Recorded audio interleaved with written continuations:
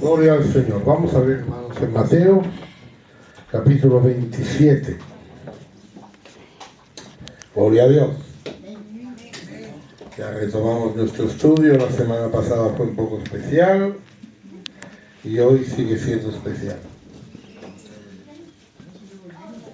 Mateo, capítulo 27, y vamos a leer del 51 al 56.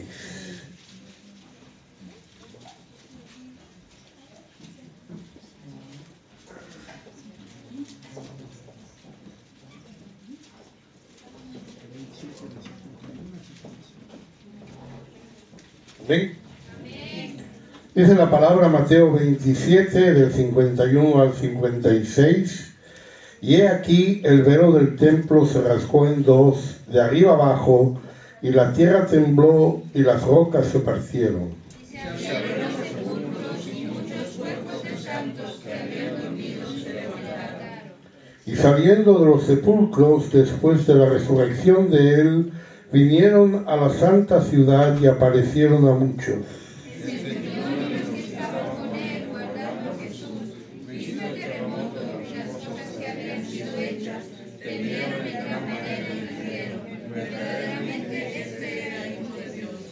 Estaban allí muchas mujeres mirando de lejos, las cuales habían seguido a Jesús desde Galilea sirviéndole. Entre las cuales estaban María Magdalena, María la madre de Jacobo y de José, y la madre de los hijos de Zebedeo.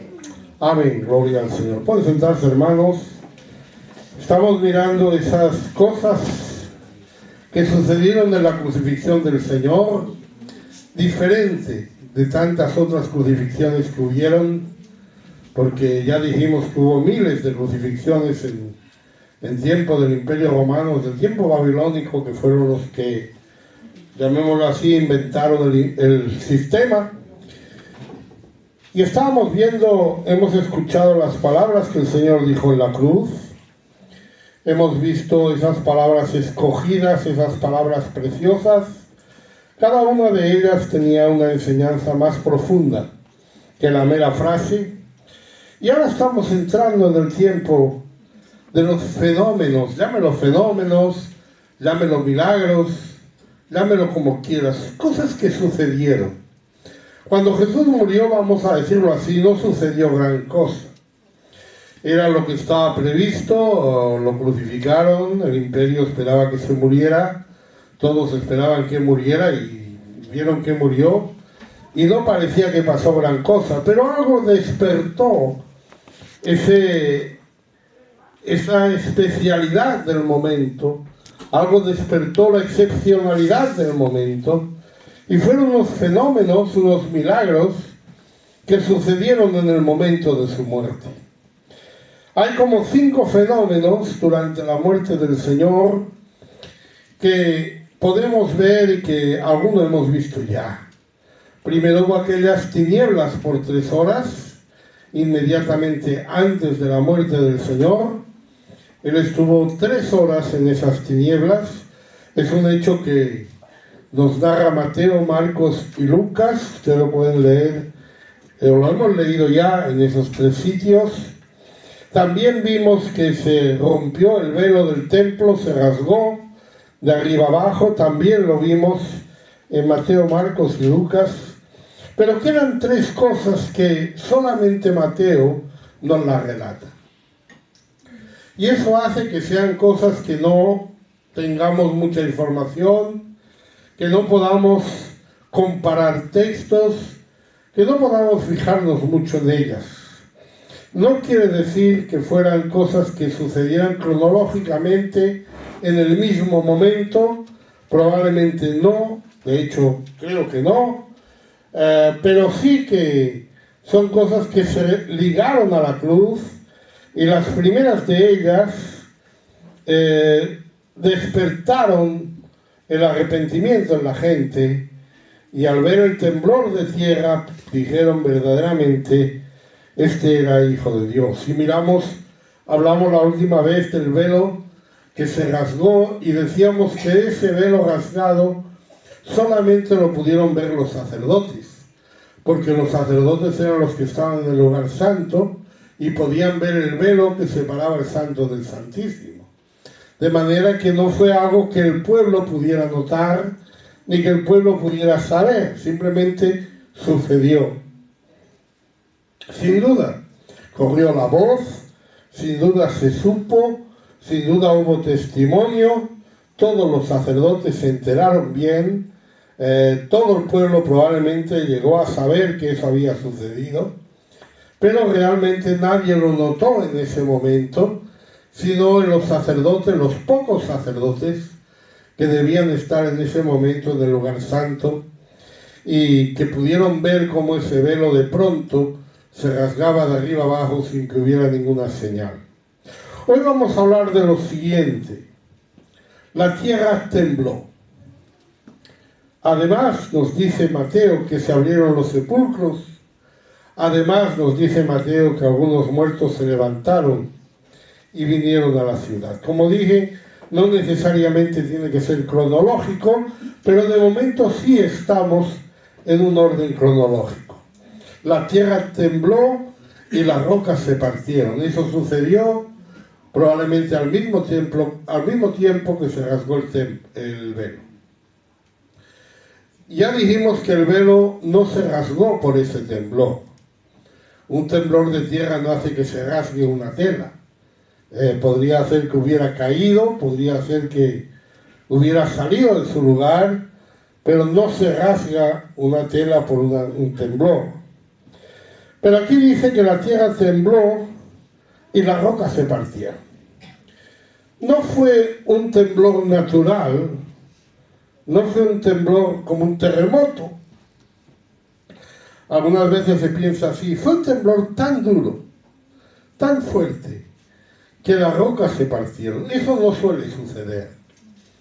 Usted ha visto imágenes de terremotos, usted ve que normalmente las montañas no se rompen, las rocas no se rompen, se mueve la tierra, tiembla la tierra, pero por ejemplo, pues afectaría más a los edificios, o afectaría más a las construcciones, pero no a las montañas. El velo se rasgó, sabemos que no fue por el temblor, pero esas fuertes rocas que se parten es algo especial. Esas rocas terrenales se parten, pero dejan intactos los edificios. El templo no cayó, ninguna casa en Jerusalén fue afectada por ese temblor, nada cambió en Jerusalén, nada cambió en el entorno, simplemente fueron rocas que se partieron. Y eso es algo que nos hace pensar en una intervención divina. De otra manera usted podría pensar, no, eso fue algo natural que pasó, coincidió, fue casualidad, yo qué sé. Pero no, este es un temblor especial. Se usa el mismo verbo para hablar del rasgado del templo y del temblor de la tierra. Naturalmente la tierra no podemos decir que fuera rasgada. Ese verbo significa dividir, o rasgar, o romper. Evidentemente las rocas, pues se supone que se rompen. Son fuertes. Pero no es consecuencia, como dije, de eso. Las cruces que estaban ancladas en una roca, las 3 cruces, tampoco cayeron. No se afectó en nada, el templo no sufrió ningún daño, permaneció allí con su velo rasgado como testimonio. Ningún discípulo estaba allí. Se supone, ya hemos dicho que los discípulos se fueron cada uno a su lugar. En la crucifixión solamente estaban Juan con María, y María pues se quedó a cargo de Juan. Juan se la llevó a su casa. Probablemente allí no quedaba nadie, ningún discípulo, o tal vez, por especular, tal vez estaba Mateo, que es el único que narra estas cosas. Tal vez Mateo sí que estuvo allí. Pero hay un texto que nos llama la atención, en Lucas 19:40.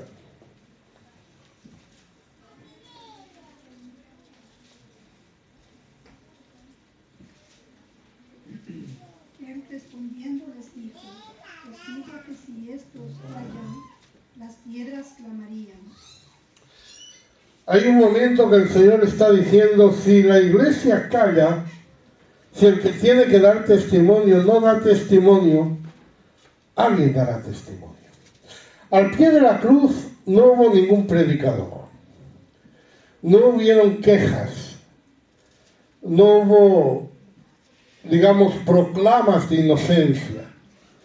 A lo mejor cuando se ejecuta un inocente, por ahí un político o algo, aparecen allí sus seguidores haciendo manifestaciones, poniendo pancartas, diciendo esto es injusto, diciendo esto no debería pasar. Pero en la cruz nadie estuvo allí diciendo esto no debía pasar. Nadie estuvo dando testimonio. Pero nos dice aquí el Señor que cuando nosotros callamos puede ser que hasta las piedras hablen. Y ese es el caso, porque esas piedras partidas nos hablan. El mundo espiritual es conmovido por el mensaje de Dios. El mundo espiritual es partido por el mensaje de Dios como esas piedras. En Hechos 17:6.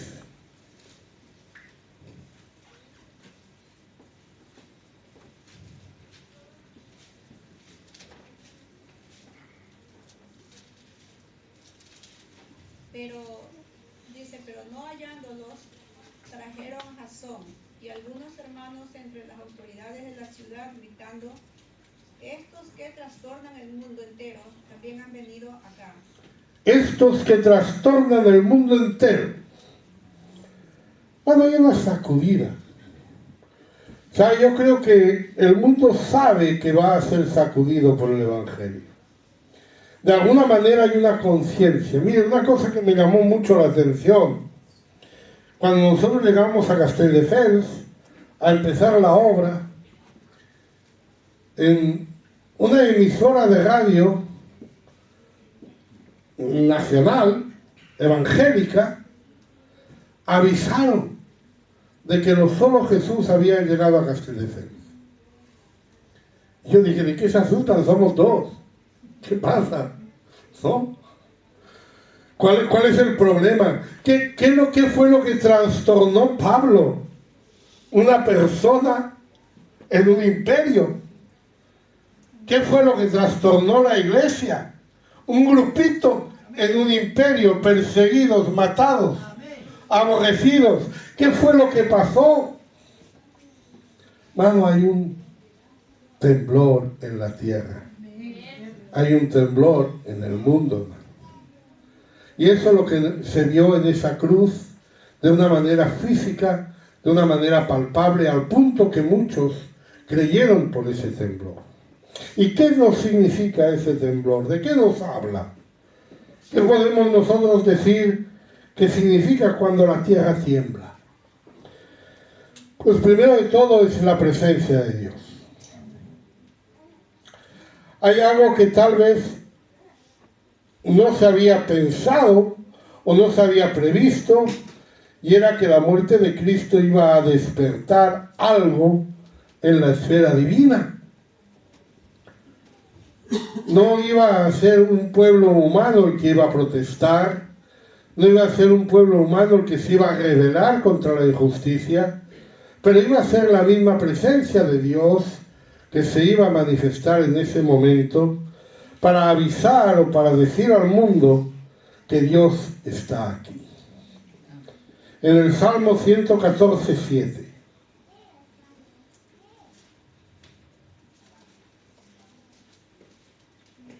La presencia de Jehová tiembla la tierra, y a la presencia del Dios de Jacob. A la presencia de Dios tiembla la tierra. Y eso iba a suceder cuando llegara el Mesías. Eso iba a suceder cuando llegara el tiempo de la salvación para todos los pueblos. La tierra iba a temblar. En Ageo 2, versículos 6 y 7.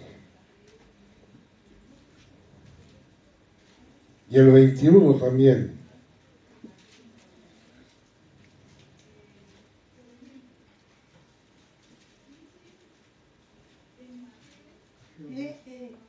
huida. Ageo 2, versículos 6, 7 y 21. Porque así dice Jehová de los ejércitos: de aquí a un poco yo haré temblar los cielos y la tierra, el mar y la tierra seca, y haré temblar todas las naciones, y vendrá el deseado de todas las naciones, y llenará la gloria de esta casa, ha dicho Jehová de los ejércitos. El 21. Habla Zorobabel, gobernador de Judá, diciendo: yo haré temblar los cielos y la tierra. La presencia de Dios hace temblar los cielos y la tierra. Estaba profetizado cuando llegara el deseado de todas las naciones. Eso iba a suceder. Y está sucediendo en la cruz. Están temblando. Cuando nosotros hablamos de la presencia de Dios, no estamos hablando de lo que usted y yo sentimos en el culto. No estamos hablando de esa presencia amable, de esa presencia de bendición, de esa presencia que reconforta. Estamos hablando de la presencia que asusta, de la presencia que hace que la gente diga: verdaderamente este es hijo de Dios. Estamos hablando de la presencia que no se puede soportar. Eso sucedió en el Sinaí, en Éxodo 19, 18.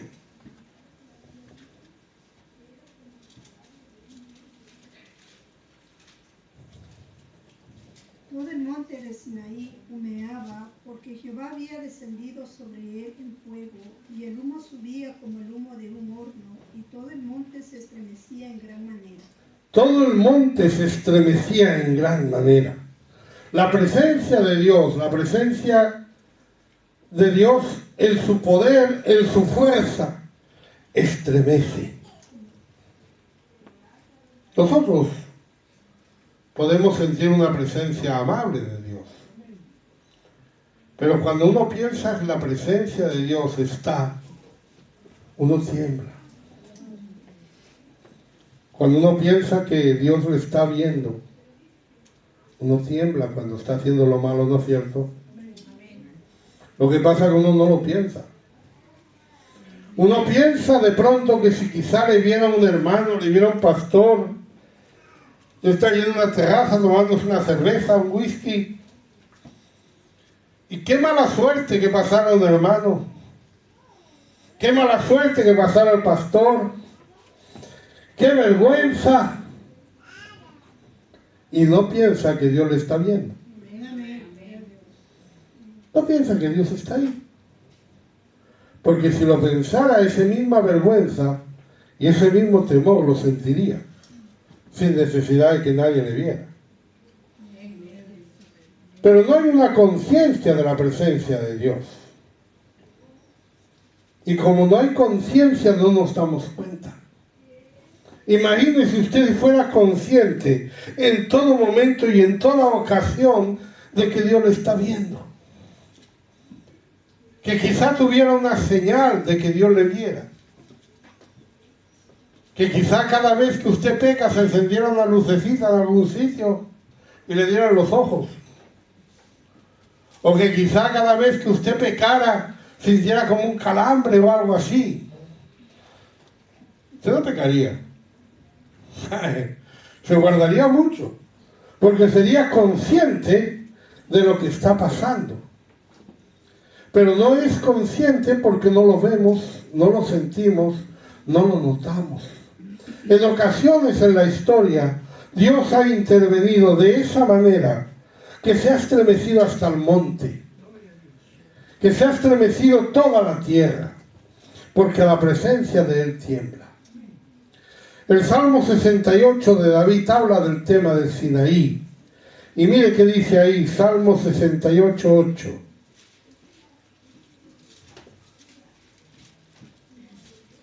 Tierra tembló, también temblaron los cielos ante la presencia de Dios. Aquel Sinaí tembló delante de Dios, del Dios de Israel. Aquel Sinaí tembló a la presencia de Dios. Solo la santidad hace que podamos estar en pie delante de su presencia. ¿Quién estará en el monte de su santidad? El limpio de manos y puro de corazón. ¿Es usted limpio de manos y puro de corazón? Si no, usted tiene que temblar a la presencia de Dios. Porque a la presencia de Dios tiembla la tierra. El monte Sinaí tiembla. Porque ese temblor no habla de una presencia amable, no habla de una presencia maravillosa. Nosotros nos gusta hablar de las cosas maravillosas de Dios. Nos gusta identificarnos con esas cosas maravillosas de Dios. Pero no pensamos en la responsabilidad que supone. Somos el pueblo de Dios, pero nos portamos como el pueblo de Dios. Porque si no nos portamos como el pueblo de Dios, ser el pueblo de Dios es una vergüenza. Porque eso es lo que pasa cuando a usted le pillan bebiéndose una cerveza en una terraza, ¿no? Es una vergüenza. ¿Por qué? Porque usted es cristiano. Porque está aquí, porque es pueblo de Dios. Si no fuera de Dios, tomarse una cerveza no es ninguna vergüenza. Si no fuera pueblo de Dios, si no fuera nación santa, si no fuera pueblo adquirido, todo eso no pasaría nada. Usted podría estar haciendo lo que quisiera. Pero si usted va a decir, no, yo soy el hijo del rey, pues espera que el hijo del rey se porte bien. Cuando el hijo del rey se quiere portar mal, va de incógnito. Cuando el hijo del rey quiere hacer cosas que no son propias de su rango, se esconde. Pero usted no se puede esconder de Dios. Aunque se pueda esconder de los hermanos. Pero no se puede esconder de Dios. Así que cuando hablamos del temblor de la tierra, estamos hablando de la presencia de Dios en su grandeza, en su maravillosa grandeza, en su imponente grandeza. Y por lo tanto también estamos hablando de la ira que despierta el pecado en la presencia de Dios. Hay un resultado de la ira de Dios. En Jeremías 10:10.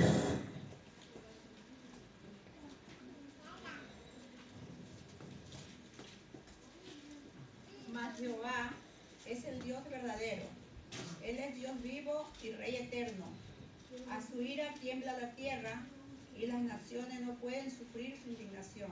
Amén. A su ira tiembla la tierra. Hay un Dios airado por la muerte de Jesús. Hay un Dios airado por el pueblo que mató a Jesús, por la gente que le crucificó. Hay un Dios airado por el pecado. Si usted cree que Dios está airado con usted, usted debe estar temblando. Porque a la ira de Dios tiembla la tierra. En Nahum 1, 5 y 6.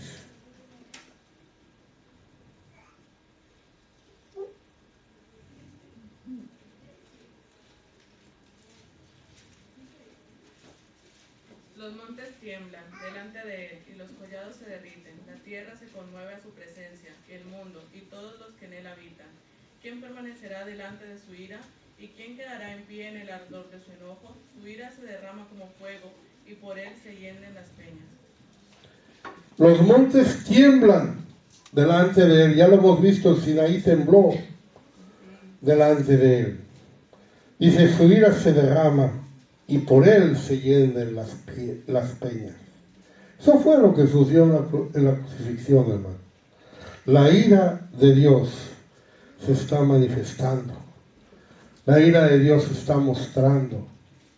¿Y eso a dónde nos lleva? Si usted supiera de esa ira, ¿dónde le llevaría esa ira?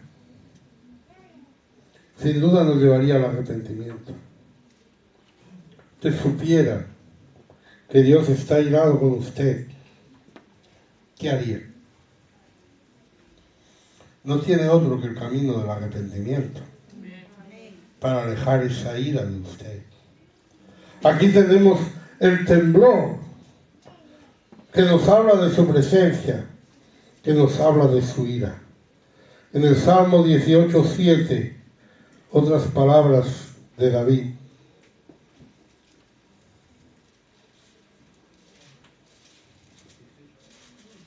(18, 6 y 7).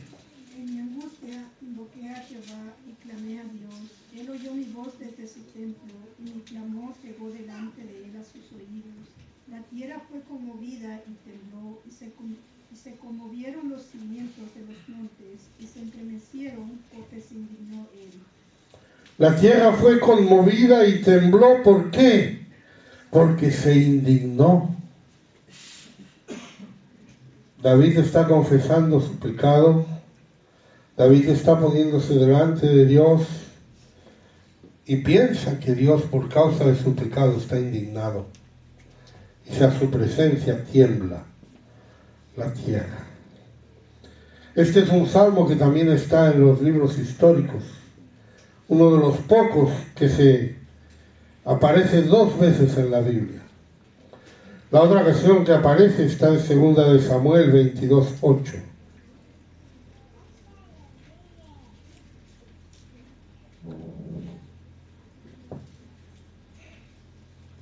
Y la tierra fue conmovida y tembló, y se conmovieron los cimientos de los cielos, se estremecieron porque se indignó él. La tierra fue conmovida y tembló porque se indignó él.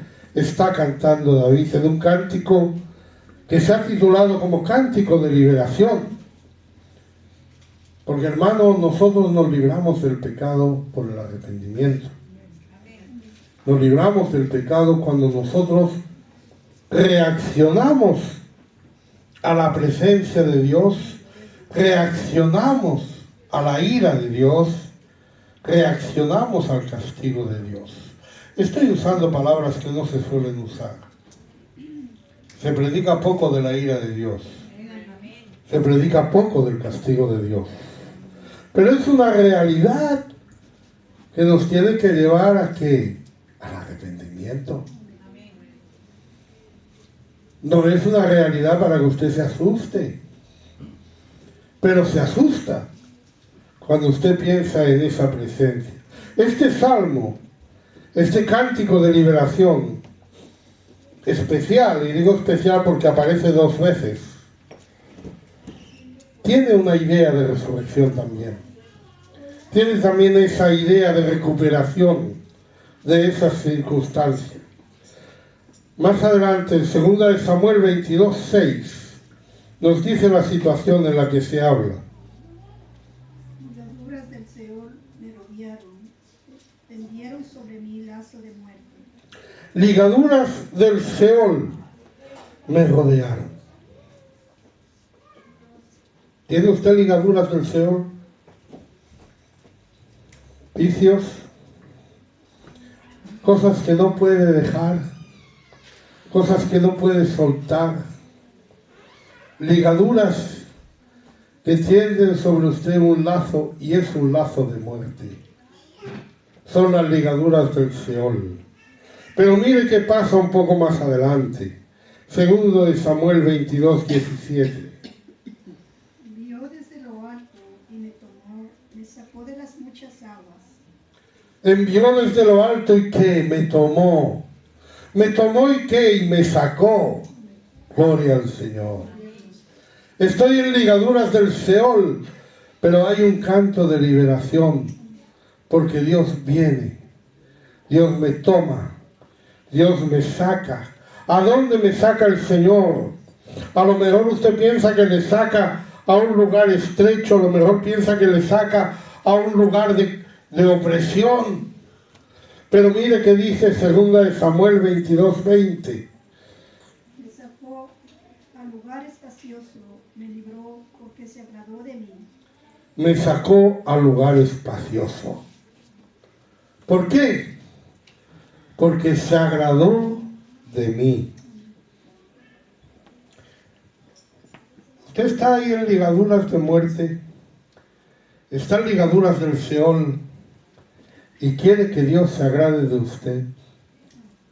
Arrepiéntase. Por eso el Señor se agrada del hombre. El hombre que agrada a Dios no es el hombre que no peca.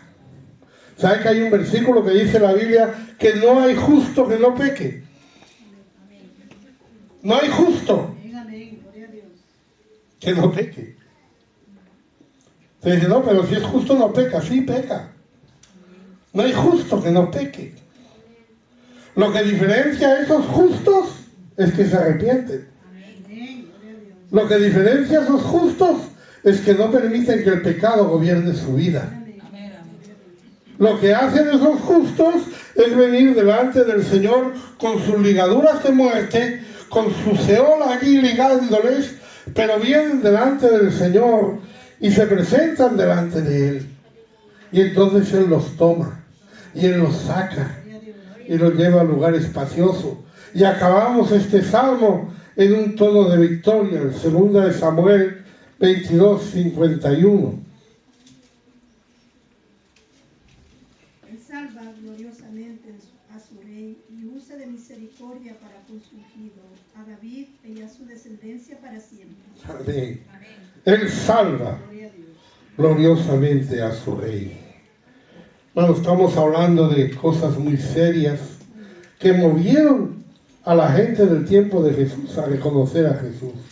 Lo que no habían reconocido en su vida, lo que no consiguieron por milagros, lo que no consiguió por prodigios, lo que no consiguió por enseñanzas, lo que no consiguió por una vida santa delante de Dios, el temblor de la tierra, esas rocas partidas hicieron que la gente dijera, verdaderamente este era hijo de Dios. Despertó esas conciencias. Bueno, hay algo más fuerte que milagros y maravillas. Ayer nos estaba predicando el hermano Pau de Esteban. Tal vez no se han dado cuenta al detalle. Esteban no era un hombre que hacía milagros y prodigios. Era un hombre que mostraba el poder de Dios. Pero no le mataron por eso. Le mataron por su sabiduría. Porque no podían responder. No le mataron por los milagros. No dijeron, uy, este está haciendo muchos milagros. La gente se va a ir detrás de él, vamos a matarlo. No, no. Lo que les molestó fue su sabiduría. Tenemos que tener bien claro, hermano. El poder de Dios es terrible. También para nosotros es terrible. También para la iglesia es terrible. Pero cuando el hombre de Dios está en comunión con Dios, está bien con Dios, no tiene ningún temor. Porque Él salva gloriosamente a su ungido. Él salva gloriosamente al que es suyo. Mire cómo le pasó a Elías en el monte Oreb. Primera Reyes 19, 11 a 13.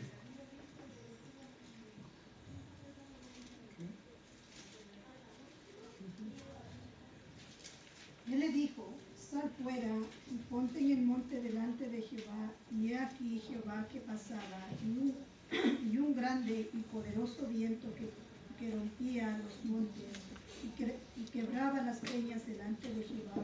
Pero Jehová no estaba en el viento, y tras el viento un terremoto, pero Jehová no estaba en el terremoto. Tras el terremoto un fuego, pero Jehová no estaba en el fuego, y tras el fuego un silbo apacible y delicado. Y cuando lo oyó Elías, cubrió su rostro con su manto y salió y se puso a la puerta de la cueva, y he aquí vino a él una voz diciendo, ¿qué haces aquí, Elías? Sí. Dice la palabra aquí que Jehová pasaba. ¿Y qué pasaba? ¿Cómo fue esa presencia de Dios en ese lugar? Esa presencia de Dios dice que Él pasaba con un poderoso viento que rompía los montes y quebraba las peñas delante de Jehová. Le va sonando, ¿no? Le va sonando. Después un terremoto. Después un fuego. Pero todo eso no era para Elías. Para Elías había un silbo apacible y delicado. Para el pueblo de Dios, cuando está bien con Dios, es un silbo apacible y delicado. Eso es lo que usted siente en un culto cuando siente la presencia de Dios. Eso es lo que usted siente en la presencia de Dios cuando estamos bien con Dios. Cuando no estamos bien con Dios, hay una tormenta en nuestro corazón. Hay un terremoto en nuestro corazón. El corazón de piedra está partido. Porque cuando no hay ese arrepentimiento, nosotros sabemos perfectamente cuál es nuestra condición delante de Dios. Y si usted, sabiendo que su condición delante de Dios es mala, no tiembla, peor. Tiene usted la conciencia cauterizada, ya le da igual, ya no le importa, pues peor. Ese temblor de tierra en la cruz nos habla de la presencia de Dios, nos habla de la ira de Dios con su pueblo, nos habla de la presencia magnífica de Dios. Y también nos va a hablar de otra cosita todavía, del alcance de la cruz, otra cosa que no se habla. No se suele hablar mucho, parece que no hay mucha enseñanza ahí. Pero la cruz no solamente alcanzó al hombre, alcanzó también a la creación. Nosotros parece que lo de la cruz es para nuestra salvación, para nuestro bienestar, pero había también una influencia en lo que es la creación, las rocas o las piedras. Mire, cuando hubo pecado, todo quedó contaminado. Pero la mujer no fue maldecida por su pecado. En Génesis 3:16.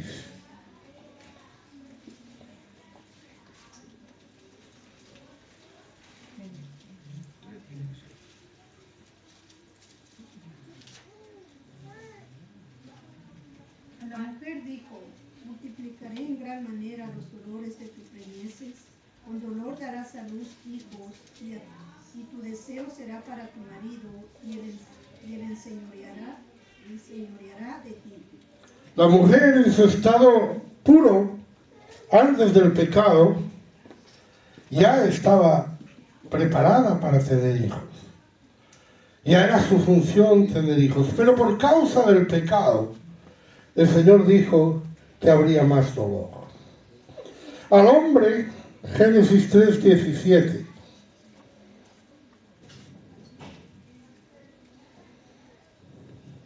Y el hombre le dijo: por cuanto obedeciste la voz de tu mujer y comiste del árbol que te mandé diciendo: no comerás de él, maldito será la tierra por tu causa, con dolor comerás con ella todos los días de tu vida. El hombre ya estaba preparado, ya fue creado para que cuidara el huerto y lo labrase. El hombre no fue creado para la vagancia. El hombre no fue creado para dormir en el sofá. Tenía un trabajo que hacer. Tenía que cuidar.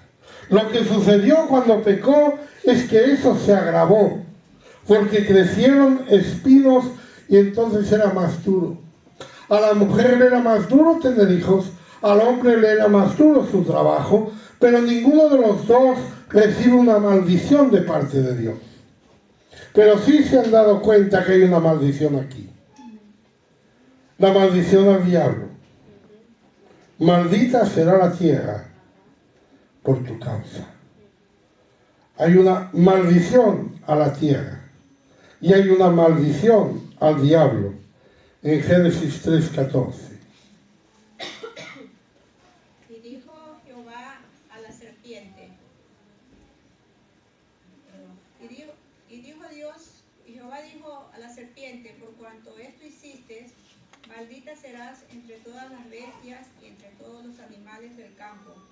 Sobre tu pecho andarás, y polvo comerás todos los días de tu vida. Hay una maldición sobre el diablo, hay una maldición sobre la tierra. Fíjense en eso. La creación fue maldita por causa del hombre. La tierra fue maldecida por causa del hombre. Pero no hay una maldición sobre el hombre o sobre la mujer. ¿Es posible que el hombre sea maldito? ¿Es posible que el hombre sea maldecido? Desde luego sí. Jeremías 11:3.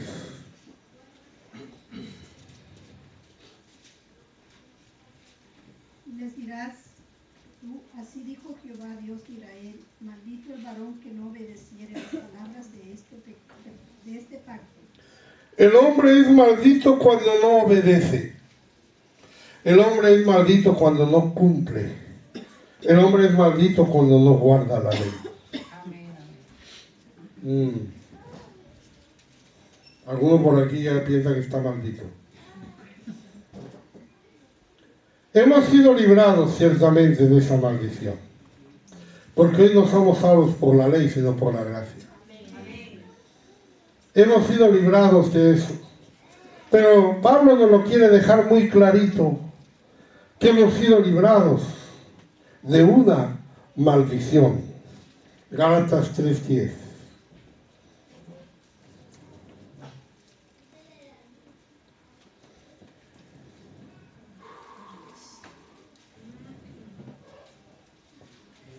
Porque todos los que dependen de las obras de la ley están bajo maldición. Pues escrito está, maldito todo aquel que no permaneciere en todas las cosas escritas en el libro de la ley para hacerlas. Maldito todo aquel que no permaneciere. Eso está escrito. Y eso es así. Si usted piensa salvarse por la ley, usted piensa salvarse por las obras, usted piensa salvarse por lo buena persona que es, no hay esperanza.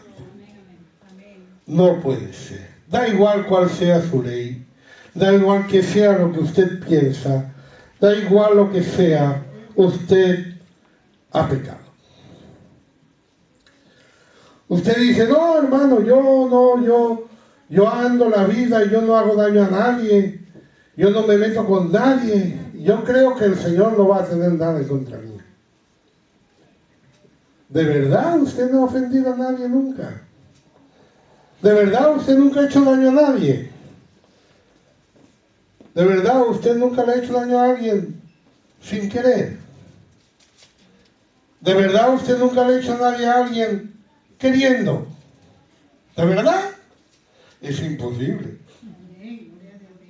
Usted póngase la norma que quiera. Usted diga, a partir de mañana ya no voy a comer más dulce y verá que lo rompe. Usted diga, a partir de mañana voy a hacer tal cosa y verá que lo rompe. Porque el hombre es infiel. El hombre es así. Y no hay ninguna ley ni ninguna cosa que usted dijera, no, pero yo voy a ser la persona más excelente del mundo. No va a conseguirlo. Y cuando no lo consiga, ¿qué va a hacer? ¿Quién le va a salvar? ¿Quién le va a librar de su pecado? El Señor nos libró de la maldición de la ley. Porque todos los que estamos bajo la ley estamos bajo maldición. Entonces tenemos que salir de estar bajo la ley para estar bajo la gracia. Y para eso tenemos que convertirnos. Primero hombre que fue maldito en la Biblia. Génesis 4:11.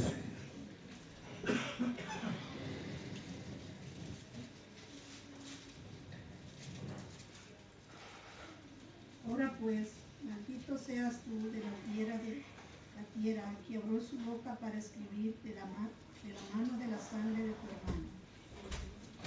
Caín fue el primer hombre al que se le pronunció maldición sobre él por matar a Abel, por atentar contra la vida. Pero no solamente por atentar contra la vida y maldición. El segundo que fue maldito está en Génesis 9:25. Dijo, maldito sea Canaán, siervo de siervos, será a sus hermanos. Canaán fue maldito. ¿Cuál fue la maldición? ¿Por qué se pronuncia esa maldición? Porque cuando su padre vio a Noé desnudo, vamos a decir, se burló de él. Vamos a decir, se gozó de él. Sus otros hermanos, nos dice la Biblia, que tomaron un lienzo y andaron de espaldas para cubrir la desnudez de su padre, para no verla. Pero él no solamente la vio, sino que fue a contárselo a sus hermanos. ¡Ay, mira papá, cómo está! Y ahí le cayó la maldición a Canaán. Bueno, la cruz afectó a esa maldición sobre la tierra. La cruz hizo que la tierra ahora estuviera siendo usada por Dios.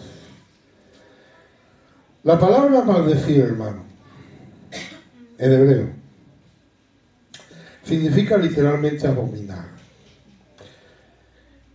Y se traduce por maldecir o por maldito 60 veces en el Antiguo Testamento aparece esa palabra, y es la declaración de un juicio adverso, es la declaración de un juicio de culpabilidad. Solamente en Deuteronomio 27, del 15 al 26, se repite 12 veces esa palabra con la expresión maldito del hombre, que hiciera o no hiciera tal cosa. Realmente solo Dios puede maldecir. No tenga miedo de maldiciones de otras fuentes, que se arrogan el derecho, se arrogan la capacidad o se arrogan la autoridad de poder maldecir. En realidad, la única maldición que les tiene que preocupar es la maldición de Dios. Porque toda maldición del hombre no tiene sentido. Ahora bien, incluso la maldición de Dios no es irremediable. No es algo que usted diga, no, yo estoy maldito y aquí me voy a morir maldito. No. Cualquier maldito puede esperar la revocación de esa maldición de parte de Dios, si se arrepiente, si le gusta. Y eso es lo que nos está diciendo que la tierra está anhelando. En Romanos 8, 19 a 21.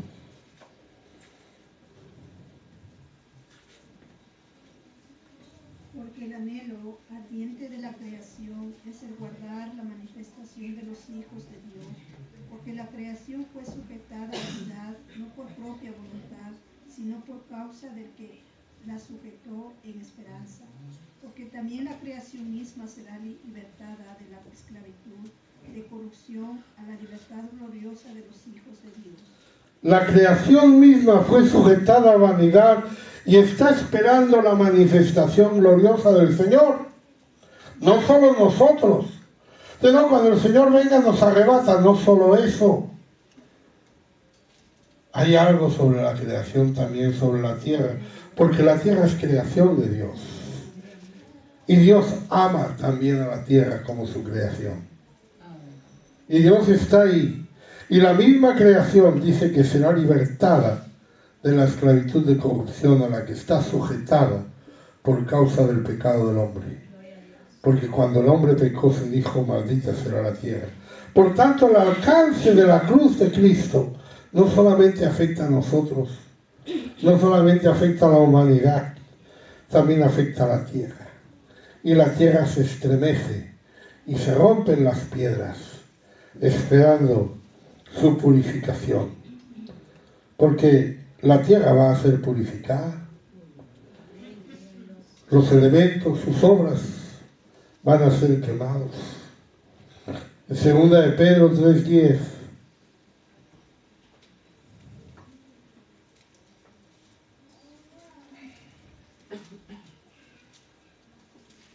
pero el día del Señor vendrá como ladrón en la noche, en el cual los cielos pasarán con gran estruendo y los elementos ardiendo serán desechados y la tierra y las obras que en ella hay serán quemadas. va a llegar un día en que la tierra va a ser purificada.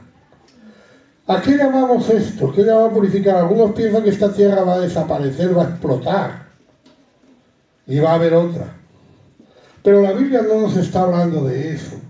Nos está hablando de quemar las obras que hay en ella, de quemar esa maldición que había caído sobre ella. En Mateo 19:28.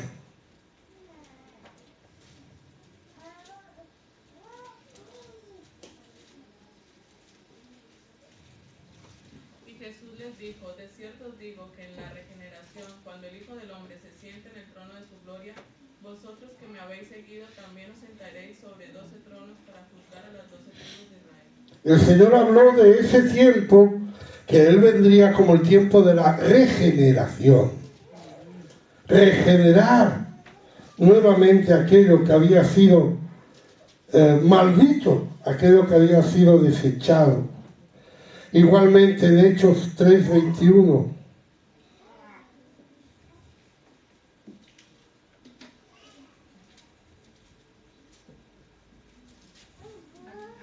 En desierto es necesario que el cielo reciba hasta los tiempos de la restauración de todas las cosas de que habló Dios por boca de sus santos profetas que han sido desde tiempo antiguo.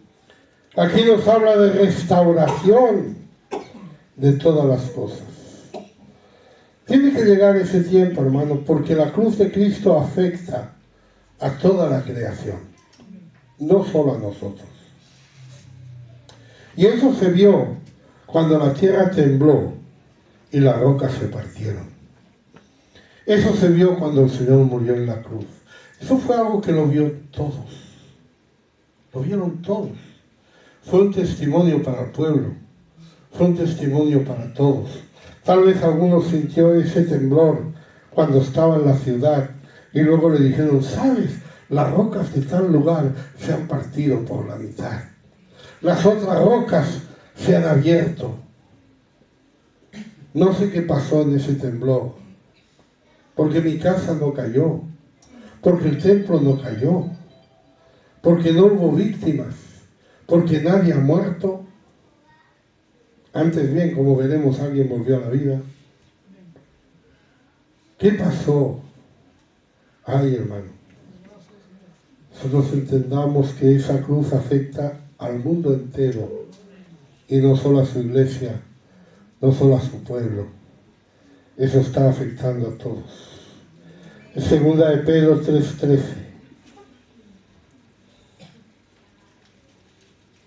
Pero nosotros esperamos según sus promesas cielos nuevos y tierra nueva en los cuales mora la justicia. Amén. Esperamos cielos nuevos y tierra nueva. Eso no es que estos van a desaparecer, es que estos van a ser regenerados, van a ser restaurados, van a ser libertados. Esas son las palabras que está usando la Biblia. Al igual que cuando dice que nosotros ya somos nuevas criaturas, pero eso no quiere decir que se haya destruido la antigua. No quiere decir que usted haya desaparecido y haya aparecido otra persona, pero ha sido regenerado, ha sido restaurado, ha sido liberado. Es una nueva persona. No hay una nueva creación, sino una regeneración, una restauración, una purificación por fuego de la creación. En 2 de Pedro 3:7. Pero los cielos y la tierra que extienden ahora están reservados por la misma palabra, guardados para el fuego en el día del juicio y la perdición de los hombres impíos. Amén. El día del juicio. Hermano, la cruz nos alcanza, pero hay un testimonio al mundo. Ese testimonio no es a nosotros. Esas piedras rotas no es a nosotros. Esa presencia de Dios no es a nosotros. Esa presencia, esa ira de Dios no es a nosotros. Si nosotros estamos bien con Dios, eso no es para nosotros. Eso no era para convencer a los apóstoles de su divinidad. Eso no era para convencer a sus discípulos. Eso era para convencer al mundo. Y el mundo temblaba al mensaje del Evangelio. Y decían, los que trastornan al mundo entero han llegado aquí. Este mensaje tiene que trastornar al pecador. No usted. Si está andando en santidad delante de Dios. Si no, sí. Porque, hermano, la ira de Dios está ahí. Es un hecho. Si usted no se arrepiente, tarde o temprano, llegará a un juicio y será condenado por el pecado que no se haya arrepentido. Así lo enseña la Biblia y así se dice en la Biblia. No erréis que ni los fornicarios, ni estos, ni los otros, ni aquellos heredarán el reino de Dios. Y se lo dice a una iglesia, no se lo dice al mundo. ¿Usted cree que los fornicarios del mundo van a heredar el reino? Si se arrepienten, sí. Todos tienen esa oportunidad. Fíjese, hasta la misma tierra va a tener esa oportunidad. Hermano, cuando nosotros sabemos que nuestra vida no es perfecta, cuando sabemos que en nosotros hay pecado, tal vez nos sentimos atrapados en las ligaduras del Seol, tal vez nos sentimos atrapados por el pecado, por el vicio, por el mundo, por quien sea, o por lo que sea. No lo dude, hermano. Hay un camino hacia el cielo que pasa por la cruz. Pasa por la cruz, porque sin la cruz somos malditos. Pero en la cruz nos han librado de la maldición de la ley. Sin la cruz no tenemos esperanza. Pero en la cruz obtenemos la esperanza. Obtenemos la verdad, la revelación de la verdad. Obtenemos, como dijimos, la salvación, finalmente. Aleluya. Por eso, hermanos, cuando nosotros vemos ese primer hecho,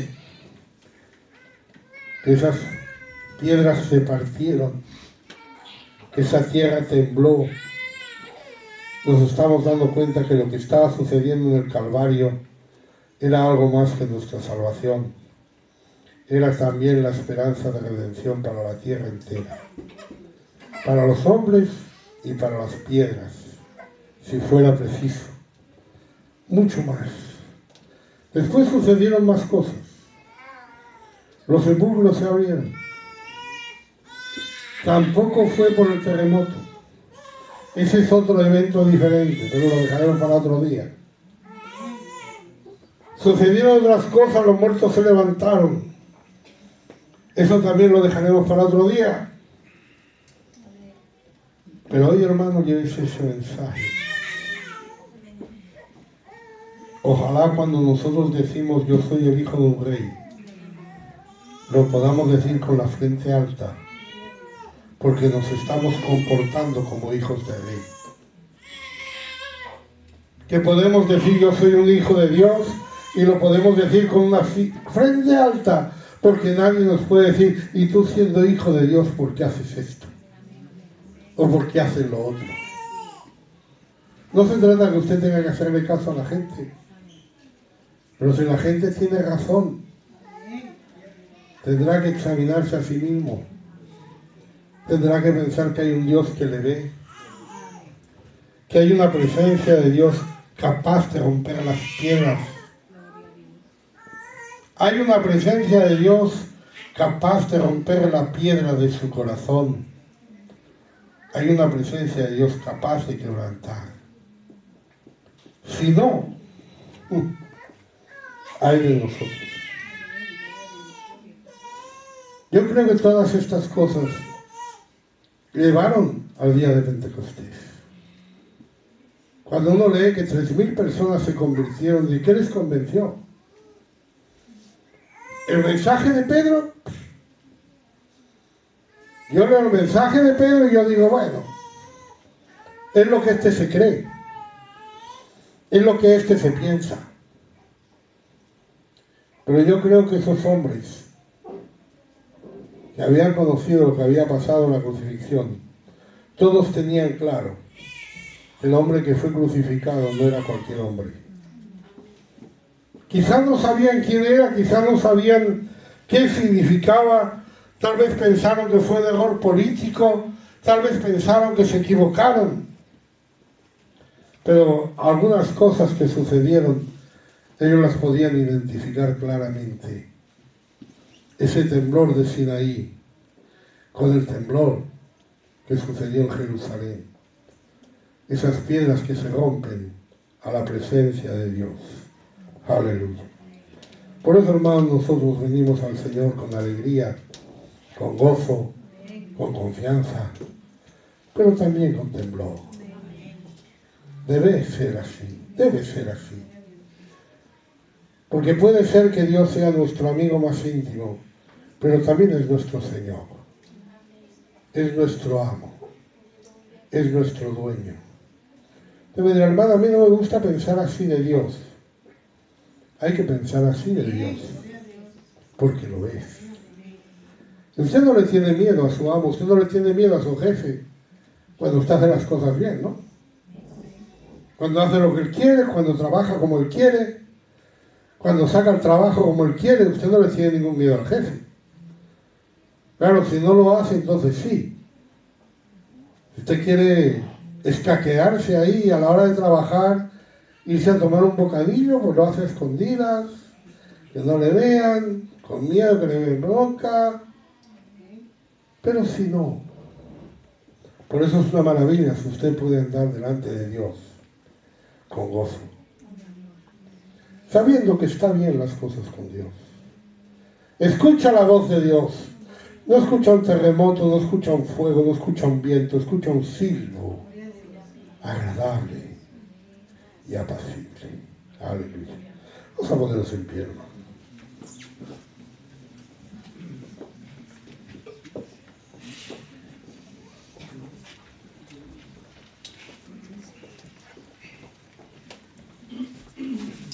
Con gran temblor.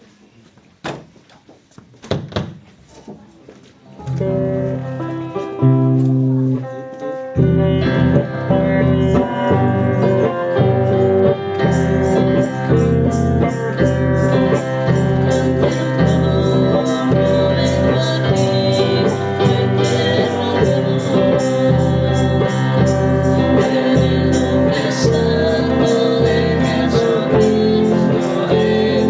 el Señor.